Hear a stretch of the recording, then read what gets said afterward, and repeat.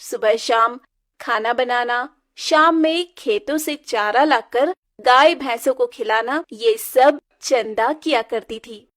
चंदा, तुम्हें कितनी बार मना किया है, शाम के समय जंगल में अकेली मत जाया कर। मैं तो कुंती काकी के साथ जंगल से लकड़ियां लाने गई थी। क्यों पिताजी, क्या हुआ, कोई बात है क्या? नहीं नहीं, मैं बस इतना कह रहा हूँ कि कल से लकड़ियां मैं ही लाया करूंगा और गाय भैंस के लिए चारा भी खेत से मैं ही लाने जाऊंगा। तुझे कहीं जाने की जरूरत नहीं। लेकिन अचानक ऐसा क्या हुआ जो आप मुझे जंगल और खेत जाने से मना कर रहे हैं? रमेश चंदा की किसी भी बात का जवाब नहीं देता। वहीं रमेश के जाते ही लीला वहां आती है और चंदा से कहती है, तुझे पता नहीं है, सारा गांव तेरे बाप पर थू थू कर रहा है और गांव वाले तो ये कहते हैं कि इतनी बड़ी जवान लड़की हो गई है, लेकिन अभी तक जंगल जाकर लकड़ियां लाती है और खेत में घंटों बिताती है। जरूर पापा के कान आपने ही भरे होंगे। मैं तो काम से खेत में जाती हूँ और जंगल भी काम से ही जाती हूँ। न जाने आप लोगों के दिमाग में क्या ही चलता है। हाँ, तो अब तेरे बाप ने मना कर दिया है तो तुझे कहीं जाने की जरूरत नहीं है, क्योंकि जल्द ही अब तेरे पिता तेरे हाथ पीले करवाने वाले हैं। ये सुनकर चंदा को काफी बुरा लगता है कि कैसे गांव के लोग और उसकी चाची उसके पिता के कान भर रही हैं, लेकिन जल्द ही चंदा के लिए रिश्ता आता है। चंदा बिटिया, बाहर लड़के वाले आए हैं, सर पर दुपट्टा डालकर अच्छे से बाहर आ जा। रुक, मैं तेरी चाची को भेजता हूँ। अरे मैं आ ही रही थी, जा तू बाहर जाकर लड़के वालों को देख, मैं इसे लेकर आती हूँ।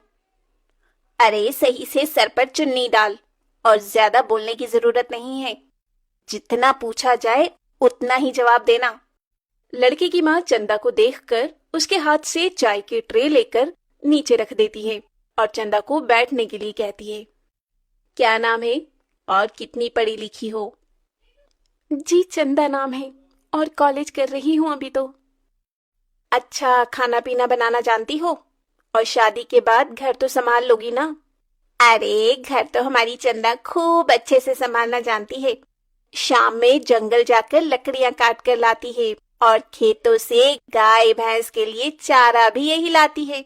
इतनी बड़ी हो गई है लेकिन काम करने में इससे तनिक भी शर्म नहीं। हर काम को बड़ी ही मेहनत से करती है। क्या? जंगल जाकर लकड़ियां काटना, खेत जाकर चारा लाना, इतनी बड़ी होकर ये सब करती है? अब क्या करे, बेचारी की माँ नहीं है तो उसे ही ये सब काम करना ही पड़ेगा ना। देखिए, हमें ऐसी लड़की चाहिए जो संस्कारी सुशील हो, लेकिन बिन माँ की बेटी है और पिता इसके घर पर ज्यादा समय रहते नहीं, खेतों में आना जाना है। खैर, हम सोच कर बताते हैं। इतना कहकर लड़के वाले वहां से चले जाते हैं। लड़के वालों के जाने के बाद लीला भी वहां से ये कहकर चली जाती है कि अरे रमेश, मैंने तुझे पहले ही कहा था कि लड़की जवान हो रही है, खेत जंगल मत जाने दिया कर, और बिन माँ की बेटी है तो लोग गलत समझते हैं। मैंने तुझे पहले ही मना किया था, खेतों में जाने की तुझे जरूरत नहीं। घर में रहकर घर का काम कर, कॉलेज जा, बस इतना ही। बाकी का काम मैं खुद ही कर लूंगा। अब अगले दिन लड़के वाले चंदा से शादी के लिए इनकार कर देते हैं। रमेश को इस बात से बहुत दुख होता है, लेकिन वो अपनी बेटी के लिए अब दूसरा रिश्ता तलाशता है और करीब 10-15 दिन बाद चंदा के लिए एक और रिश्ता आता है। देखिए जी, मैं लड़के की बड़ी बहन हूँ। मैंने ही अपने भाई को पाल पोस कर बड़ा किया है। माँ तो हमें बचपन में ही छोड़कर चली गई थी। उसके बाद मैंने ही घर की अपने भाई की जिम्मेदारी उठाई है। मेरा भाई तो बहुत समझदार और मेहनती है। जी, मेरी भी पत्नी का देहांत चंदा के 5 साल की उम्र में ही हो गया था। ठीक है, वैसे लड़की पढ़ी लिखी कितनी है और घर परिवार तो अच्छे से संभाल लेगी ना? अभी कोई दिक्कत परेशानी है तो बोल सकती है। पढ़ी लिखी तो है, लेकिन कुछ ज्यादा ही पढ़ा दिया है मेरे देवर जी ने अपनी लाडली बेटी को। मैंने तो पहले ही मना किया था, पढ़ी लिखी लड़कियां ज्यादा समय अपने ससुराल को नहीं संभाल पाती। ये तो आप सही कह रही हैं जी। वैसे कितनी पढ़ी लिखी है लड़की? कॉलेज में है और आगे भी पढ़ने की सोच रही है, लेकिन मैंने कहा अब इसके हाथ पीले कर देने चाहिए। ज्यादा और पढ़ लिख लिया तो लड़का भी नहीं मिलेगा। देखो, हमें लड़की तो पसंद है, लेकिन हम चाहते हैं कि लड़की ज्यादा पढ़ी लिखी नहीं हो। कल को मेरे भाई को छोड़कर चली गई तो हम रिश्तेदार समाज को क्या मुंह दिखाएंगे? अरे नहीं नहीं, मेरी बेटी ऐसी बिल्कुल भी नहीं है। जितनी संस्कारी है उतनी ही समझदार भी है। पढ़ाई लिखाई तो मैंने इसलिए करवाया कि कल को कोई दिक्कत ना हो। अब ये रिश्ता भी लीला की वजह से टूट जाता है। लीला और महेश दोनों ही खुश होते हैं कि उसने अपने भाई की बेटी का रिश्ता तोड़वा दिया। ऐसे ही ये सिलसिला चलता रहता है और चंदा के चाचा चाची की वजह से उसकी शादी टूटती रहती है। देखा, मैंने कहा था ना, मैं चंदा के इस रिश्ते को भी तोड़वा दूंगी। मैं भी तो यही चाहता था, रमेश की बेटी का रिश्ता टूट जाए। और तुमने लड़के वालों के सामने जो भी बोला सही बोला। रमेश बार बार अपनी बेटी के लिए रिश्ता ला रहा था और किसी न किसी कारण लीला उस रिश्ते को तोड़वा दिया करती।